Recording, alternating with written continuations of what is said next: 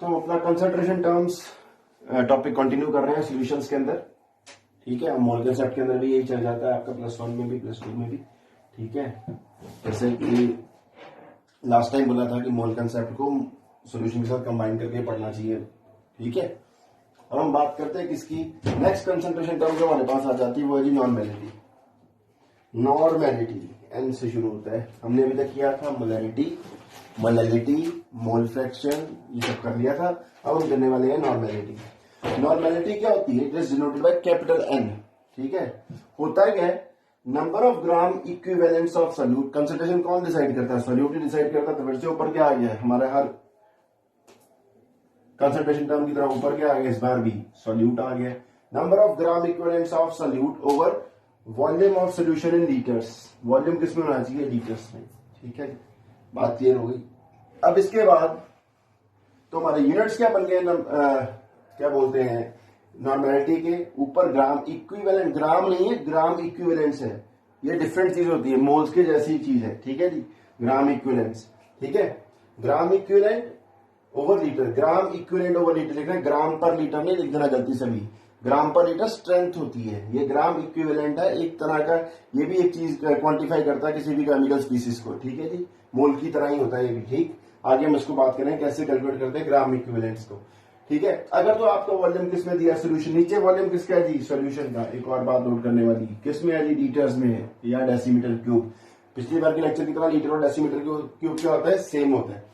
ठीक है, अब आगे बात करते हैं, अगर वॉल्यूम हमारा सोल्यूशन में किस में दिया हुआ है जी, ml सेंटीमीटर क्यूब में, तो नॉर्मेलिटी का फॉर्मूला क्या बन जाएगा, ऊपर तो number of gram equivalents of solute ही रहेगा। ठीक है, वो तो वही जाएगा ऊपर। ठीक है, आगे क्या आ जाना आपने कि नीचे वॉल्यूम ऑफ सोल्यूशन लिखनी है ml और सेंटीमीटर क्यूब में। अगर ml को लीटर में कन्वर्ट करना है तो क्या करें, डिवाइडेड बाय 1000, तो यहाँ पे 1000 आ गया। ठीक है, आप ये वाला फॉर्मूला यूज कर लेना। ठीक, क्वेश्चन आ जाता है आपको जो इट इज वेरी इंपॉर्टेंट कि आपको ये चीजें समझ आनी चाहिए, बिकॉज वाई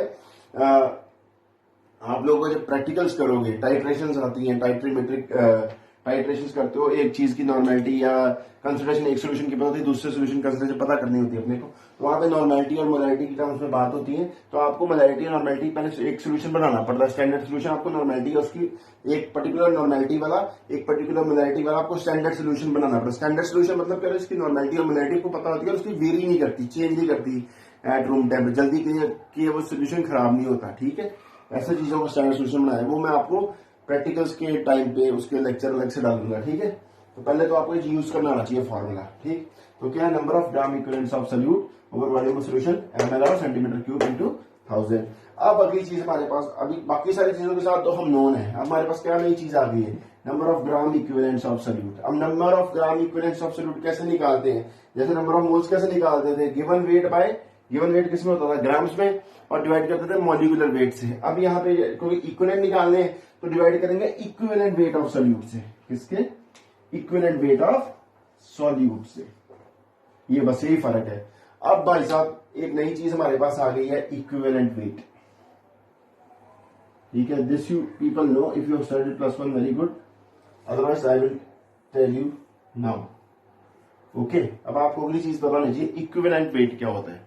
ठीक है, बाकी सारी टर्मिनोलॉजी आपको पता है, अभी तक जितने भी फॉर्मूले आए, मैं जैसे बोल रहा था कि आपको क्या हो सकता है भाई साहब, कुछ भी दिया हो सकता है, मतलब जब भी आपको न्यूमेरिकल आता है तो आपको सबसे पहले वो चीज लिखनी है, फॉर्मूला लिखना है जो पूछा गया, फिर आप देखो आपको दिया क्या गया, धीरे धीरे आपको आंसर मिलते जाएंगे। ठीक है, न्यूमेरिकल कोई बहुत डिफिकल्ट चीज नहीं होती। ठीक, try to understand the concept behind it. अब इक्विवेलेंट वेट ऑफ सोल्यूट के बारे में हम जानकारी पढ़ेंगे कि इक्विवेलेंट वेट होता क्या है। ठीक है, अलग अलग चीजों का इक्विवेलेंट वेट निकालने का फॉर्मूला अलग अलग होता है। ठीक है, आई विल टेल यू। ठीक है, नाउ इतनी बात समझ में आ गई। Before I go on to calculate equivalent, to describe the equivalent, to find out how we can find the equivalent weight of different things, हम थोड़ा सा बात कर लेते हैं कि और नॉर्मेलिटी और मोलैरिटी के बीच में रिलेशन, नॉर्मेलिटी और क्या बोलते हैं उसके बीच में, मोलैरिटी के बीच में, स्ट्रेंथ के बीच में रिलेशन। ठीक है, वो सारे कर लेते हैं। ठीक है, क्लियर? चलो पहले वो लिखते हैं, फिर इक्विवेलेंट वेट के ऊपर आएंगे। ओके, क्वेश्चंस भी कराऊंगा, पहले ये हम देख लेते हैं एक बार क्या आ जाएगा हमारे पास। फॉर एग्जाम्पल, अगर नॉर्मेलिटी और स्ट्रेंथ के बीच में रिलेशन फाइंड करना है मेरे को, नॉर्मेलिटी और strength, relation between normality and strength of solution. अगर आपको क्या दिया हो, एक ही सोल्यूशन हो, मतलब एक सोल्यूशन है उसकी नॉर्मेलिटी भी है, बोले इसकी स्ट्रेंथ क्या है, उसकी स्ट्रेंथ क्या है, सेम ही सोल्यूशन की। ये नहीं कि आपने एक की नॉर्मेलिटी दूसरे की स्ट्रेंथ, वो फिर टाइट्रेशन करना पड़ेगा, पहले टाइट्रेशन करके फिर फाइंड करोगे स्ट्रेंथ क्या है। ठीक है, बात नोट करने वाली है। ठीक है, ये जो रिलेशन आप अप्लाई करते हो ना, रिलेशन, ये relation between normality and strength of solution, मतलब नॉर्मेलिटी भी सेम सोल्यूशन की है और स्ट्रेंथ भी सेम सोल्यूशन की ही फाइंड, उसी सोल्यूशन की स्ट्रेंथ फाइंड करनी है। अगर आपको ऐसा क्वेश्चन आ जाएगा, इसकी एक सोल्यूशन है उसका नॉर्मेलिटी इतनी है, एक दूसरा सोल्यूशन है उसकी नॉर्मेलिटी फाइंड करो टाइट्रेशन के थ्रू। ठीक है, वो पता लग जाता है, आगे जाके मैं करवाऊंगा। ठीक, आगे नॉर्मेलिटी एंड स्ट्रेंथ। देखो नॉर्मेलिटी क्या थी भाई साहब, number of gram equivalents over volume of solution. Equivalents किसके, सॉल्यूट के। वॉल्यूम ऑफ सॉल्यूशन किसमें, लीटर्स में। ठीक है, ये आपने बात याद रखनी है। तो अब हमारे पास नंबर ऑफ ग्राम इक्विवेलेंट्स कैसे आ जाते हैं, नंबर ऑफ ग्राम इक्विवेलेंट्स का पता है आपको, गिवन वेट किसका, सॉल्यूट का, किसमें, ग्राम्स में, over equivalent weight of solute. ठीक है, और ये साथ में वॉल्यूम ऑफ किसका, सॉल्यूशन, किसमें, लीटर्स में। तो आप देखो वैसे तो strength, given weight over volume of solution क्या होता है इन लीटर्स, स्ट्रेंथ के बराबर होता है। स्ट्रेंथ हमारा फॉर्मूला लिख देते हैं हम, स्ट्रेंथ तो क्या होता है, given weight of solute over किसमें होना चाहिए, ग्राम्स में होना चाहिए। This is gram equivalent, again I am telling you this is different from grams. ठीक है, वो भी एक मोल की तरह ही यूनिट है gram equivalent. Volume of solution किसमें जी, लीटर्स में। इज इट ओके, क्लियर है। तो now you need to cancel out this equivalent weight of solute, यही एक चीज एक्स्ट्रा है। तो अब आप क्या करो, अगर नॉर्मेलिटी को मैं इक्विवेलेंट वेट ऑफ सोल्यूट से मल्टीप्लाई कर दूं, किससे मल्टीप्लाई कर दूं, इक्विवेलेंट वेट से। इक्विवेलेंटी क्या है, इक्विवेलेंट वेट से। अगर right hand left hand side को इक्विवेलेंट वेट से मल्टीप्लाई किया है, तो यहां पर भी इक्विवेलेंट वेट ऑफ सोल्यूट से मल्टीप्लाई कर दूं, तो अल्टीमेटली ये कट गया, तुम्हारे पास क्या बच गया, given weight by volume of solution. यानी कि अल्टीमेटली आपका रिलेशन क्या आ जाएगा, नॉर्मेलिटी और स्ट्रेंथ ऑफ सॉल्यूशन का, normality into equivalent weight of solute is equal to strength of solution. Is it okay, perfect, okay. अब नेक्स्ट थिंग हम करते हैं, नॉर्मेलिटी और परसेंटेज के बीच में सोल्यूशन, परसेंटेज के बीच में रिलेशन, नॉर्मेलिटी और परसेंटेज के बीच में relation, normality and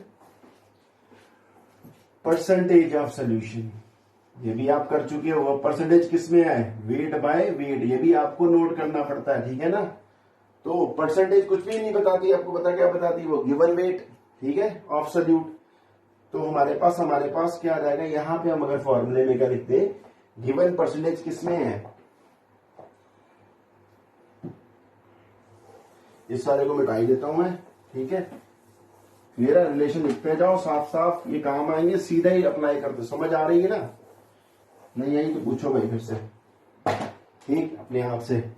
normality is equal to given percentage weight by weight किसकी, ऑफ सोल्यूशन।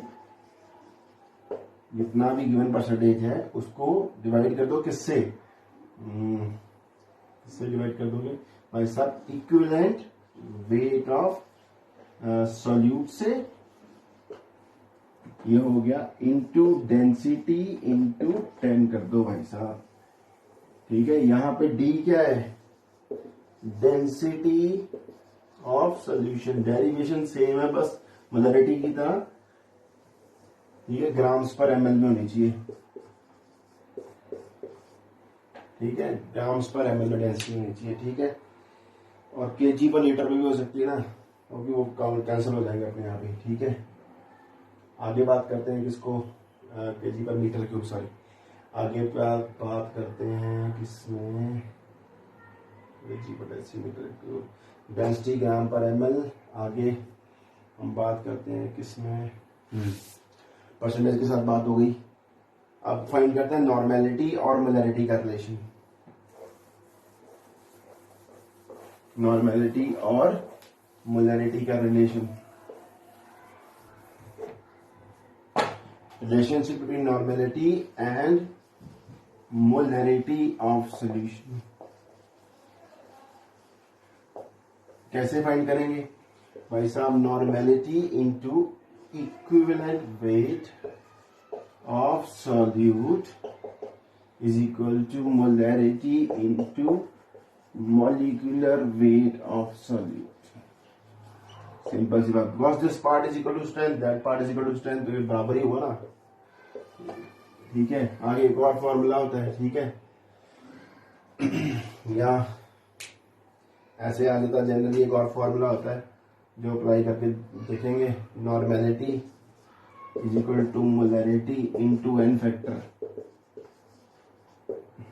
ठीक है जी, ये हम करेंगे अभी। एन फैक्टर क्या है, एन फैक्टर क्या होता है, molecular weight of solute divided by equivalent weight of solute,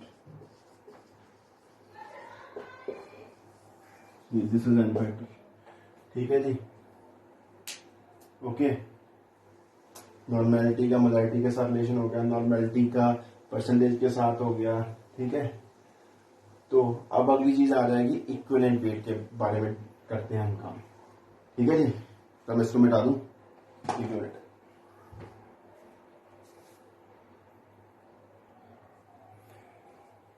हाँ जी, नॉर्मेलिटी कर रहे थे हम। तो अब इक्विवेलेंट वेट फाइंड करने का तरीका जो है वो अलग अलग है गिवन सब्सटेंस के लिए। हो सकता है तुम्हारा सब्सटेंस क्या हो, सबसे पहले आपने चेक करना हमारे पास सब्सटेंस जो दिया गया है, जिसका हमको सोल्यूशन दिया गया है, वो हमारे पास क्या चीज क्या है, एसिड है, बेस है, सॉल्ट है, क्या है, ठीक है जी। अगर सबसे पहले देखो, अगर आपके पास क्या हो, सॉल्ट हो, गिवन चीज क्या हो, सॉल्ट हो। सॉल्ट भी आपके पास तीन तरह का हो सकता है, one is normal salt, other is acidic salt and other is the third one is basic salt, ठीक है जी। देखो जो क्या बोलते हैं आपके, सॉरी, एक बात याद रखना, यहाँ पे एसिडिक और बेसिक सॉल्ट का मतलब ये नहीं है कि इनका सोल्यूशन एसिडिक होगा, इनका सोल्यूशन बेसिक होगा, ठीक है जी, ऐसा कुछ नहीं है, ठीक है। मतलब अब बता दो इसका मतलब क्या है, ठीक। पहला तो ये बात यहाँ पर, नॉर्मल सॉल्ट क्या मतलब, अब आप इन तीनों में कंपैरिजन करो। देखो यहाँ पे आपको, यहीं पे एच नजर आ रहा है, ये वाटर को छोड़ दो भाई, वाटर तो अलग से है ना, वाटर वो क्या है, हाइड्रेशन है, ठीक है। यहाँ पे देखो सॉल्ट में, देखो सॉल्ट वाला ये वाला पार्ट, इतना पार्ट देखो, तो यहाँ पे आपका एच नजर आ रहा है, ठीक है, कार्बोनिक एसिड का एच, ठीक है, ऐसे फॉस्फेट का, फॉस्फोरिक एसिड का, ठीक है, फॉस्फोरिक एसिड का, यहाँ पे आपको OH नजर आ रहा है, OH नजर आ रहा है, OH नजर आ रहा है, ठीक है। अब हम क्या देख सकते हैं, मतलब हम अगर हमारे सॉल्ट में हमको क्लियर कट एच, ऐसा एच ना दिख रहा हो या OH ना दिख रहा हो, जो कि हम बाहर निकाल सकते हैं, जो है कि गिवन सॉल्ट के एसिड में से आ सकता था, या गिवन, आपको पता है सॉल्ट कैसे बनता है, एसिड और बेस की रिएक्शन लगा के, ठीक है। अब अगर आपका एसिड सारे एच दे चुका है जब रिएक्शन हुआ बेस के साथ, तो बेस सारे OH दे चुका आपने, ठीक है, तो जो आपका सॉल्ट बनेगा वो क्या बनेगा, नॉर्मल सॉल्ट बन जाएगा, ठीक है। अगर आपका अभी भी उसमें ऐसी जो सॉल्ट बना है उसके अंदर अभी भी ऐसा एच है जो बाहर आ सकता है, ठीक है, तो वो कौन सी कैटेगरी में डाल देंगे हम, एसिडिक सॉल्ट। अगर आपका जब रिएक्शन हुआ एसिड और बेस का, अभी बेस के पास ऐसी कैपेसिटी है कि वो एक OH दे सके या 2 OH दे सकता है, तो वो कौन सा आ जाएगा, बेसिक सॉल्ट। यहाँ पे आपको OH दिख रहा है ना, this is responsible, that is why these salts are called basic salt, क्योंकि इनके अंदर अभी कैपेसिटी है OH नेगेटिव आयन देने की, HO नेगेटिव आयन देने की, हाइड्रोक्साइड आयन, इनके अंदर कैपेसिटी है अभी और H पॉजिटिव देने की, ठीक है ना। तो ऐसे सॉल्ट्स क्या हो जाएंगे, एसिडिक सॉल्ट, जो सॉल्ट अभी भी H पॉजिटिव दे सकते हैं, ठीक है। जो सॉल्ट अभी भी OH नेगेटिव दे सकते हैं, HO नेगेटिव दे सकते हैं, they are called basic salts. और नॉर्मल सॉल्ट जिनमें ऐसी चीज ना हो, ठीक है। तो सबसे पहले equivalent weight of normal salt, normal salt कोई भी हो, किसी भी टाइप का, ऊपर मॉलिक्यूलर वेट ऑफ सॉल्ट ही आएगा। Molecular weight of salt normal salt, molecular weight of acidic salt, molecular weight of basic salt, ठीक है जी। अब नीचे क्या आएगा, यहाँ पे कोई चीज H नहीं है, OH नहीं है, तो आपने देखना है टोटल पॉजिटिव चार्ज कितना है या टोटल नेगेटिव चार्ज कितना आपके गिवन सॉल्ट के अंदर, टोटल देखना है। जैसे फॉर एग्जांपल मैं सोडियम कार्बोनेट की एग्जांपल ले लूं, तो मॉलिक्यूलर वेट सोडियम कार्बोनेट का क्या बन जाएगा, 2 इसमें सोडियम आयंस है, ठीक है, 1 इसमें कार्बन है और 3 इसमें ऑक्सीजन है, ठीक है ना। तो ऐड कर देते हैं, 2 सोडियम कितने हो गए, 2 × 23, 1 कार्बन कितना 12 और 3 ऑक्सीजन कितने हो गए 48, ठीक है। ऐड कर दो इनको, ठीक है। इट इज 46 + 12 + 48, ठीक है। 48 + 12 कितना हो गया, वैसे देख रहे हैं 60, 60 + 46 106 हो गया। दिस इज 106, ये मॉलिक्यूलर वेट आया। मॉलिक्यूलर वेट कैसे बनता है, मॉलिक्यूल के अंदर जो जो चीजें उन सबका वेट ऐड कर दो, ठीक है जी। अब ये ऊपर तो आ गया 106, अब नीचे मैंने क्या लिखना है, 1 लिखना है या 2 लिखना है, मैं सब 2 लिखूंगा, क्यों, क्योंकि मैंने बोला टोटल पॉजिटिव चार्ज, एक इसमें सोडियम कितने हैं 2, एक सोडियम के ऊपर 1 चार्ज, 2 सोडियम के ऊपर 2 चार्ज, यहाँ पे 106 / 2 करके आप 53 निकाल लो, ठीक है। ये इसका इक्विवेलेंट वेट हो गया। इक्विवेलेंट वेट ग्राम में भी हो सकता है, यू में भी हो सकता है, वो तो बात अलग है, मैंने ग्राम में लिख दिया फॉर एग्जाम्पल, ठीक है। बात क्लियर होगी। ऐसे पोटेशियम कार्बोनेट के लिए, ऐसे कैल्शियम फॉस्फेट के लिए, यानी कि यहाँ पे कैल्शियम फॉस्फेट का कैसे निकालोगे, जो भी इसका मान लो आपका इसका मॉलिक्यूलर वेट आ रहा है, इसका मॉलिक्यूलर वेट ऑफ, मैंने एक कैलकुलेशन करके बता दी, ये है एक इसका है equivalent weight of sodium carbonate. Salt के अंदर पॉजिटिव चार्ज और नेगेटिव चार्ज बराबर ही होता है ना, आपको पता है, ठीक।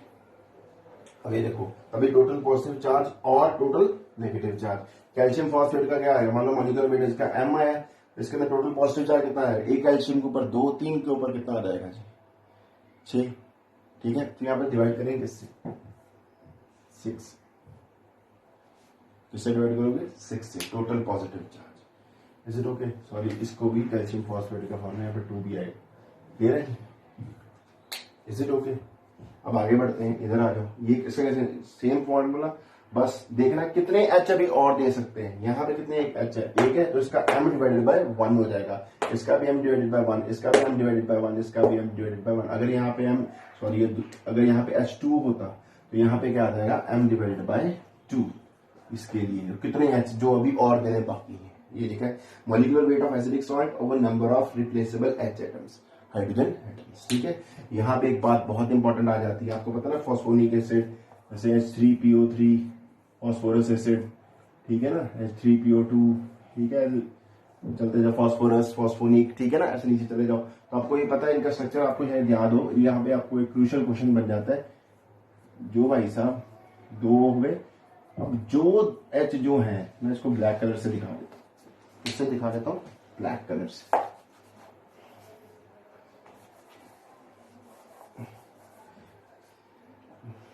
देखिए यहाँ पे एक इंपॉर्टेंट बात आ जाती है, क्या एक्सेप्शन नोट, क्या जो आपके H3PO3 है या H3PO2 है, ठीक है, इनका स्ट्रक्चर क्या बेसिकली, जितने भी ये फॉस्फोरस के ऑक्सी एसिड्स है ना, इनके अंदर क्या आएगा, एक ऑक्सीजन फॉस्फोरस डबल बॉन्ड हो ही होएगा, ऑक्सीजन क्या हो गया, 2 ऑक्सीजन हो गए, इसमें 3 ऑक्सीजन, 3 ऑक्सीजन, हर ऑक्सीजन के साथ H तो लगाना है। अब भाई साहब कितने H बचे, एक H बचे, अब ऑक्सीजन तो है नहीं अब चौथा, तो ये वाला है जो H फॉस्फोरस के साथ लगा ना, वो बाहर नहीं निकलेगा, वो बाहर नहीं निकलेगा। इसका मतलब क्या हो गया भाई साहब, कि ये जो है कितने H दे सकता है, 2 H दे सकता है, मैक्सिमम इससे ज्यादा H नहीं दे सकता, ठीक है, क्योंकि नेगेटिविटी डिफरेंस इतना ज्यादा नहीं होता। ऐसे फॉस्फोरस अगले वाले केस में आ जाते हैं H3PO2, ये हो गया। अब ये जो 2 H हैं फॉस्फोरस के साथ लगे हुए हैं डायरेक्टली, ये बाहर नहीं निकलते, ये कितने H दे सकता है, फिर 1 H दे सकता है। समझ लग गई आपके पास, क्लियर हो गया, ठीक है। जो H फॉस्फोरस के साथ लगे हैं वो बाहर नहीं निकलेंगे, यानी कि ये क्या हो गया आपका डाइबेसिक एसिड। बेसिसिटी क्या होती है एसिड की, कितने H पॉजिटिव दे सकता है। ये डाइबेसिक है, ये आपका मोनोबेसिक, जो आपका ऑक्सीजन के साथ चलेगा वही निकलता है, और दूसरे जो फॉस्फोरस के साथ डायरेक्ट लगे होते हैं वो नहीं निकलते, क्योंकि नेगेटिव डिफरेंस इतना ज्यादा नहीं है फॉस्फोरस और हाइड्रोजन के बीच में। ठीक है, ये आपकी एक्सेप्शन है, चलना इसको याद करना है आपने। H3PO4 के अंदर H3PO4 का स्ट्रक्चर बना दे, यहीं पर उसको कंप्लीट कर लेते हैं। फिर H3PO4 के अंदर क्या हो जाएगा, देखो मैंने बोला एक ऑक्सीजन फॉस्फोरस डबल बॉन्ड तो होगा ही होगा, H3PO4। अब देखो यहां पे क्या है भाई साहब, कितने H दिए इसने, 1 2 3, तीनों H दे सकता है। यहाँ से तीनों H पास, यानी कि ये ट्राइबेसिक एसिड हो गया, इसकी बेसिटी 3 है। बात क्लियर हो गई। यहाँ पे 2 H निकल सकते हैं मैक्सिमम, चाहे 3 दिख रहे हैं आपको बट निकलेंगे 2 ही। ठीक है, यहाँ पे आपको कितने दिख रहे हैं, 3 है बट निकलेगा कितना, 1 ही निकलेगा। ठीक है, तो ये बहुत इंपॉर्टेंट क्वेश्चन बन जाता है वहां पे। अब equivalent weight of basic salt वही है, molecular weight of basic salt और number of replaceable HO negative groups. Is it okay, बात क्लियर हो गई। ठीक, आगे चलते हैं, इसको मिटा दो जरा। हाँ जी, अगर हमारे पास गिवन सब्सटेंस एसिड है तो उसका इक्विवेलेंट वेट कैसे निकालना है। मॉलिक्यूलर वेट तो ऊपर रहने देना है। ठीक है, molecular weight divided by number of replaceable H atoms, मतलब कितने H atoms H positive ions वो दे सकता है वाटर के अंदर, और वो होती है बेसिसिटी। एसिड की क्या होती है, basicity, number of H positive ions in acid can given water. ठीक है, अब कौन कौन सी क्या क्या होगा, फॉर एग्जांपल अगर आपका एसिड HCl है तो एक H पॉजिटिव दे सकता है, उसका molecular weight M divided by 1। H2SO2 दे सकता है M divided by 2, H3PO4 M divided by 3। ठीक है जी, फिर से हम इसको यहाँ पे आपने फिर से वो नोट कर लेना कि हाँ भाई साहब, ये दिमाग में बिठाने के लिए बार बार मैं बोल रहा हूँ कि H3PO4 में आपका कितने H आ सकते हैं,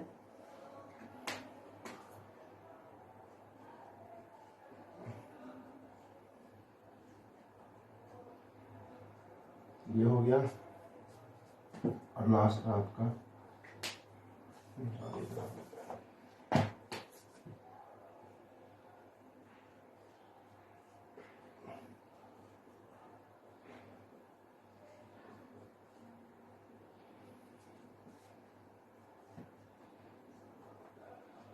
ओके।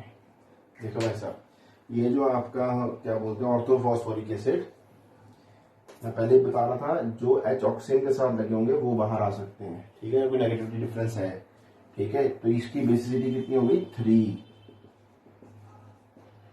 ठीक है, ये क्या है आपका ऑर्थोफॉस्फोरिक एसिड, फॉस्फोरिक एसिड बोल देते हैं इसको, ऑर्थोफॉस्फोरिक एसिड। ठीक है, ऑर्थो लिखना, फॉस्फोरिक एसिड H3PO4। ये आपका क्या, इसके अंदर ये वाला H जो ऑक्सीजन के साथ जुड़ा वही है, ये वाला H नहीं निकलेगा बाहर। तो इसकी बेसिसिटी कितनी हो जाएगी भाई साहब, 2। बेसिसिटी कितनी है, 2। ठीक है, तो इसका नाम क्या होता है, फॉस्फोरस एसिड। ये कम हो गया ना वैलेंसी तो OUS लग जाता है, जैसे इक और IC ferrous ferric cuprous cupric. ठीक है, अब यहाँ पे इसको फॉस्फोनिक एसिड भी बोल देते हैं। यहाँ पे ये वाला H निकलेगा, ये वाला H नहीं निकलेगा। इसकी बेसिसिटी कितनी हो जाएगी, 1। ये ना भाई साहब, इसका नाम होता है फॉस्फीनिक एसिड, फीनिक एसिड बोल देते हैं, और इसको बोलते हैं, इसके आगे हाइपो लगा दो, हाइपोफॉस्फोरस एसिड, फॉस्फोरस, हाइपो लिख देना आगे, फॉस्फोरस। ठीक है, और वैलेंसी कम हो गई है। ठीक है, बात खत्म हो गई। ध्यान देना, इसका M डिवाइडेड बाय 3, इसका M डिवाइडेड बाय 2, इसका M डिवाइडेड बाय 1। ठीक है, क्यों, क्योंकि बेसिकली 2 ये वाले 2 H आ सकते हैं, ये तीसरा H नहीं आएगा। ठीक है, अभी यहाँ पे molecular weight of base find करना हो, sorry equivalent weight of base find करना, molecular weight of base number of HO negative ions it can give. और एसिड की अगर बेसिसिटी होती है, बेस की क्या होती है, एसिडिटी, उल्टा होता है। ठीक है, M divided by 2, M divided by 3, M divided by 1। Is it okay, यहाँ पे 3 है, यहाँ पे 2 दे सकता है, यहाँ पे 1 दे सकता है। क्लियर है, आगे इसको रब कर दूं, फिर आगे चलते हैं हम। ठीक, हाँ जी, अगली बात आ जाती है हमारे पास equivalent weight of oxidising agent और रिड्यूसिंग एजेंट। हमारे पास अगर कोई गिवन रिएक्शन रिडॉक्स रिएक्शन है तो उसके अंदर हमको एक की नॉर्मेलिटी बताओ, दूसरे की नॉर्मेलिटी निकालनी हो। ठीक है, तब हम क्या कैसे करते हैं, नॉर्मेलिटी बनाए, नॉर्मल सोल्यूशन बनाए, तो इक्विवेलेंट ग्राम इक्विवेलेंस निकालने, ग्राम इक्विवेलेंट निकालने के लिए मुझे क्या पता चाहिए, इक्विवेलेंट वेट। तो इक्विवेलेंट वेट निकालने का ऑक्सीडाइजिंग एजेंट और रिड्यूसिंग एजेंट का फॉर्मूला क्या है। पहली बात तो oxidising agent, reducing agent, redox reaction क्या है भाई साहब, ये क्या बोलते हैं, कभी भी अगर एक चीज ऑक्सीडाइज हो रही है तो दूसरी चीज कोई ना कोई रिड्यूस हो रही होगी, ऐसा कभी नहीं होगा। You cannot carry out reduction of one thing without carrying out oxidation of another thing. अगर एक चीज रिड्यूस हो रही है तो कोई ना कोई चीज ऑक्सीडाइज जरूर हो रही होगी। फॉर एग्जाम्पल अगर आप किसी भी चीज को आग लगा देते हो, ठीक है, होता क्या है बेसिकली, अगर आपने छोटी क्लास 10th में पढ़ा, मैग्नीशियम रिबन वाला एग्जाम्पल कर लेते हैं, ठीक है, तो मैग्नीशियम रिबन में मैग्नीशियम ऑक्सीजन के साथ रिएक्ट करता है, मैग्नीशियम ऑक्साइड बन जाता है, ठीक है जी। इसमें आपको पता है मैग्नीशियम की वैलेंसी +2, यहाँ पे माइनस, इसके ऊपर -2 चार्ज, ये यहाँ पे इसके ऊपर 0, यहाँ पे 0। अब देखो 0 से +2 जाना होता है ऑक्सीडेशन स्टेट में, तो ये क्या होगी, ऑक्सीडेशन। अगर इसकी ऑक्सीडेशन हो गई है तो 0 से अगर ऑक्सीडेशन नंबर कम हो जाए, ऑक्सीडेशन नंबर कम हो जाए तो हमारा क्या हो जाता है, रिडक्शन हो जाता है। मतलब क्या हो गया, मैग्नीशियम की अगर ऑक्सीडेशन हुई है तो रिडक्शन किसकी हुई है, ऑक्सीजन की रिडक्शन हो रही है यहाँ पे, ठीक है, गिवन रिएक्शन के अंदर। यही मैं बात आपको समझाने की कोशिश कर रहा था कि रिडक्शन और ऑक्सीडेशन हमेशा इकट्ठी होती है। अगर एक चीज ऑक्सीडाइज हो रही है, कोई ना कोई दूसरी चीज रिड्यूस जरूर हो रही होगी, ठीक है। That is why the chapter in +1 was redox reactions, ठीक है। रिडॉक्स इकट्ठा ही होता है, काम साइमल्टेनियसली होती है, ठीक है। ये कम से क्यों है, क्या हम रिडक्शन रिएक्शन अकेला कैरी आउट कर सकते हैं, नहीं। क्या हम ऑक्सीडेशन रिएक्शन अकेला कैरी आउट कर सकते हैं, नहीं, ठीक है। Both will happen simultaneously. अगर एक चीज ऑक्सीडाइज हो रही है तो कोई दूसरी चीज साथ में रिड्यूस हो रही होगी, this is compulsory. It is just like clapping of hands, ताली कभी एक हाथ से नहीं बजती, ऐसे ऑक्सीडेशन कभी अकेली नहीं हो सकती, रिडक्शन कभी अकेली नहीं हो सकती, ठीक है। अब देखो, अब क्या करते हैं हम, देखो क्या होगा भाई साहब, ऑक्सीडाइजिंग एजेंट, जैसे LIC एजेंट आता है आपके घर में, एक तो ये बच्चों को बड़ी कंफ्यूजन होती है, ऑक्सीडाइजिंग एजेंट, रिड्यूसिंग एजेंट क्या है। एजेंट क्या होता है, कोई भी चीज एजेंट क्या है। अगर आप मान लो कोई ये जो इमिग्रेशन एजेंट है, वो क्या करता है, आपको इमिग्रेट करवाता है, ठीक है ना, खुद तो नहीं इमिग्रेट होता। अगर LIC एजेंट आता है, आपकी इंश्योरेंस करके जाता है, खुद की थोड़ा करता है वो। एजेंट क्या होता है, जो हेल्प करेगा, जिस चीज में हेल्प करेगा वो आगे लिखा होता है। LIC एजेंट LIC करके जाएगा, इंश्योरेंस करके जाएगा। ऐसे ऑक्सीडाइजिंग एजेंट क्या करेगा, ऑक्सीडेशन करेगा, किसकी, दूसरे की। ऑक्सीडाइजिंग एजेंट दूसरे की, carries out oxidation of other and itself. अगर दूसरे की ऑक्सीडेशन हुई है तो खुद की क्या आएगी, अंडरगोस रिडक्शन, अंडरगोस रिडक्शन। ये बच्चों को कंफ्यूजन होती है, एक छोटा सा क्वेश्चन, सबसे पहली कंफ्यूजन यही है। देखो अगर मैग्नीशियम की ऑक्सीडेशन हो रही है, मैग्नीशियम की ऑक्सीडेशन हो रही है, किसने करवाई है, ऑक्सीजन ने, तो यहाँ पे आपका ऑक्सीजन क्या होगा, ऑक्सीडाइजिंग एजेंट कौन है यहाँ पे इस रिएक्शन में, ऑक्सीडाइजिंग एजेंट कौन है, ऑक्सीजन। उसकी खुद की क्या हुई है, रिडक्शन, यही तो बात मैंने बोली थी, ठीक है। ऑक्सीडाइजिंग एजेंट को ऑक्सीडेंट भी बोलते हैं, क्या बोलते हैं, ऑक्सीडेंट। ऐसे तुम्हारा मैग्नीशियम क्या है, उसकी ऑक्सीडेशन हुई है, उसने दूसरे की क्या है, रिडक्शन, तो मैग्नीशियम तुम्हारा क्या हो गया, रिड्यूसिंग एजेंट। रिड्यूसिंग एजेंट कौन सा है आपका, रिड्यूसिंग एजेंट कौन सा है, मैग्नीशियम इस रिएक्शन में। और इसको रिड्यूसिंग एजेंट का दूसरा नाम, उसकी खुद की क्या हुई है, रिड्यूसिंग एजेंट की खुद की क्या होती है, ऑक्सीडेशन, उसकी खुद की ऑक्सीडेशन होती है, खुद की ऑक्सीडेशन। दूसरे एजेंट क्या है, जो दूसरे की क्या करवा रहा है, रिड्यूसिंग एजेंट दूसरे की रिडक्शन कराएगा, खुद की क्या आएगी, ऑक्सीडेशन, ठीक है जी, उसके खुद की, ठीक है। मैग्नीशियम की खुद की ऑक्सीडेशन हो रही है, बट ऑक्सीजन की वो क्या करा रहा है, रिडक्शन, इसलिए मैग्नीशियम यहाँ पे रिड्यूसिंग एजेंट है, ठीक है। मैग्नीशियम रिड्यूसिंग एजेंट को दूसरा नाम क्या होता है, रिडक्टेंट, ठीक है। अब भाई साहब क्या आएगा, कैसे निकालना है equivalent weight of oxidising agent और रिड्यूसिंग एजेंट रिडॉक्स रिएक्शन में। मॉलिक्यूलर वेट तो ऊपर आएगा हर फॉर्मूले की तरह, नीचे क्या आएगा, नंबर ऑफ इलेक्ट्रॉन्स गेन। देखो ऑक्सीडेशन क्या होती है, लॉस ऑफ इलेक्ट्रॉन्स, रिडक्शन क्या होती है, गेन ऑफ इलेक्ट्रॉन्स, ठीक है जी।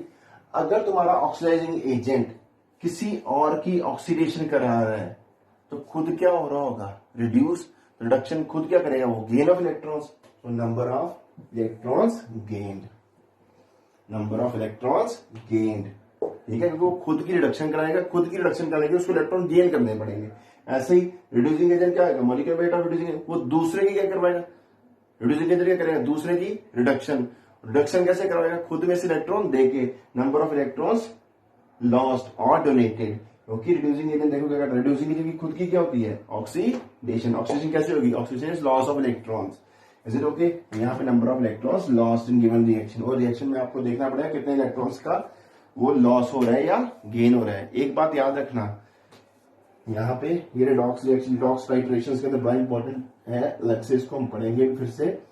रिडॉक्स टाइट्रेशन क्या होता है, रिडॉक्स टाइट्रेशन में क्या आएगा, number of electrons lost, lost कहां पे होते हैं, in oxidation half is equal to number of electrons gained in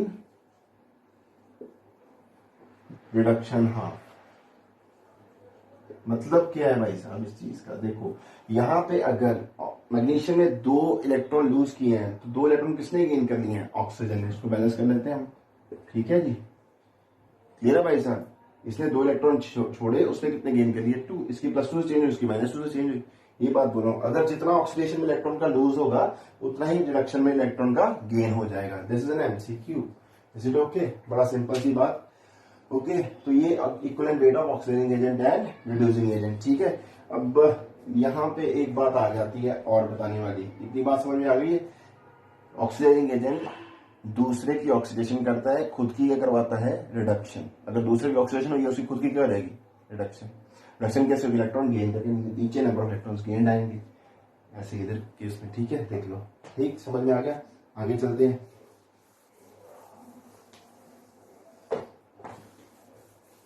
एक बहुत स्पेसिफिक एग्जांपल्स आ जाती हैं, आपने ऑक्सीडेशन नंबर के हिसाब से भी चेंज आ जाता है, ठीक है।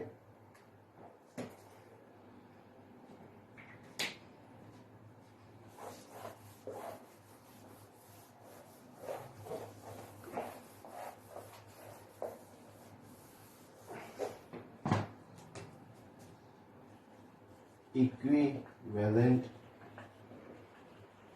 weight of oxidizing agent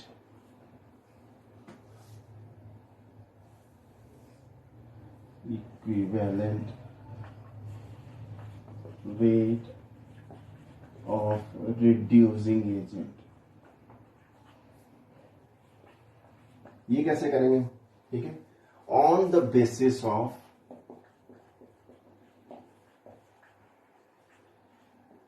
change in oxidation state। मतलब वही है, चेंज इन ऑक्सीडेशन स्टेट क्या होता है, change in oxidation state is nothing but equal to number of electrons lost. Oxidation agent क्या करेगा, गेन्ड, यहां पे ये गेन करेगा, ये कुछ नहीं होता, तो यहां पे on the basis of change in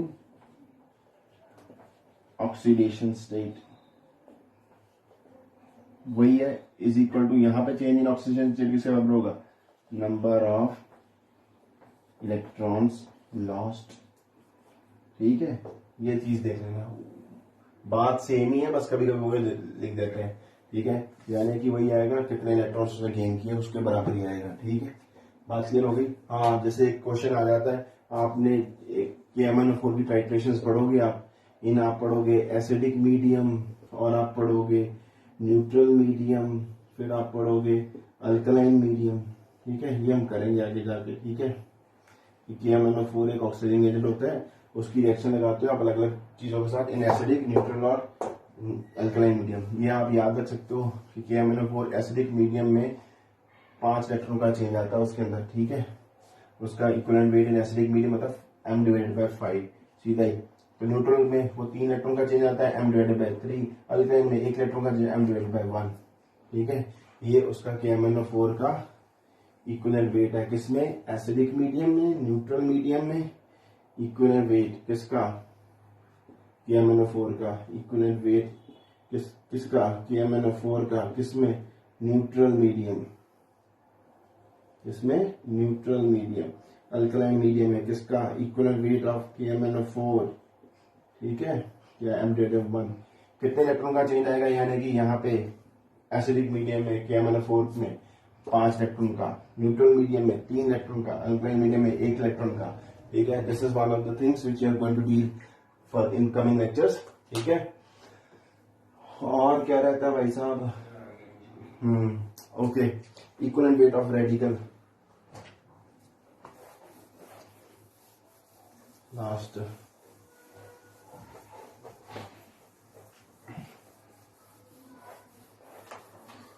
तो डेफिनेशन वैसे क्या बन जाएगी equivalent weight of oxidising agent की।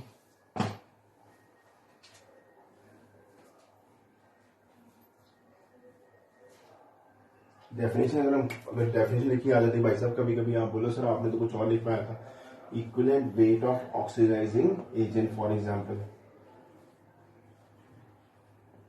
वो क्या आया था, M oxidising agent over number of electrons gained, यही लिखा था ना, नंबर ऑफ इलेक्ट्रॉन्स गेन्ड, यही लिखा था। तो क्या आएगा, क्या आएगा, weight which accepts 1 mole of electrons, ऐसा लिखा होगा डेफिनेशन। इंग्लिश में डेफिनेशन आ जाए, बोलो सर आपने लिखवाई नहीं, तो इसकी डेफिनेशन यही बोलती है, अगर मान लो कहता है जी अगर आपके 5 इलेक्ट्रॉन जो हैं वो m ले रहा है, तो एक मोल इलेक्ट्रॉन कितने लेगा, m/5 जैसे वो। ठीक है, वही आया था ना अभी। ऐसे equivalent weight of reducing agent क्या आ जाएगा डेफिनेशन, ये बोलो सर डेफिनेशन लिखवाई, सिमिलर डेफिनेशन। यहाँ पे क्या आ जाएगा, weight of oxidising agent, weight of oxidising agent, weight of oxidising agent, weight of reducing agent which accepts, weight of reducing agent which accepts 1 mole of electrons। ठीक है, ये definition लिखी होगी अंग्रेजी में। ठीक है, हो सकता है ऐसा क्वेश्चन हो, आप बोलो सर ऑप्शन भी हमको पता ही नहीं था। ठीक है, दिमाग में लगाओ तो वही डेफिनेशन बन रही है। ठीक है, अब लास्ट हमारे पास एक और, इसके अलावा और भी चीजें, इक्विवेलेंट वेट एक्चुअली क्या होती है डेफिनेशन, वो मैं अलग से कराऊंगा, पहले ये कर लें जो हमारा क्वेश्चंस में यूज होती है जनरली। ठीक है, लास्ट आ जाता है equivalent weight of radical, equivalent weight of radical, hydrogen peroxide अलग से टॉपिक है, मोलैरिटी नॉर्मेलिटी वो अलग से डिस्कस करेंगे। ठीक है, आगे आ गया इक्विवेलेंट वेट ऑफ रेडिकल, कुछ भी नहीं है भाई, मॉलिक्यूलर वेट ऑफ रेडिकल हो सकता है आपके पास गिवन चीज रेडिकल। रेडिकल पता ना आपको क्या होता है, molecular weight of radical divided by charge on radical, जो भी उसके ऊपर चार्ज है। ठीक है, जैसे कार्बोनेट, रेडिकल क्या होता है, ग्रुप ऑफ, फ्री रेडिकल नहीं, radical group of atoms carrying charge है, ग्रुप है ना, एक कार्बन का 3 ऑक्सीजन 4 एटम है टोटल, तो उसमें चार्ज है 2, इसका मॉलिक्यूलर वेट क्या है, मान लो m है, इसका मॉलिक्यूलर वेट डिवाइडेड बाय 2, ये होगा आपका इसका इक्विवेलेंट वेट ऑफ रेडिकल। ठीक है, इतना बचाओ, अगले लेक्चर में देखते हैं। ठीक है, क्वेश्चंस करेंगे अब, चलो ओके बाय।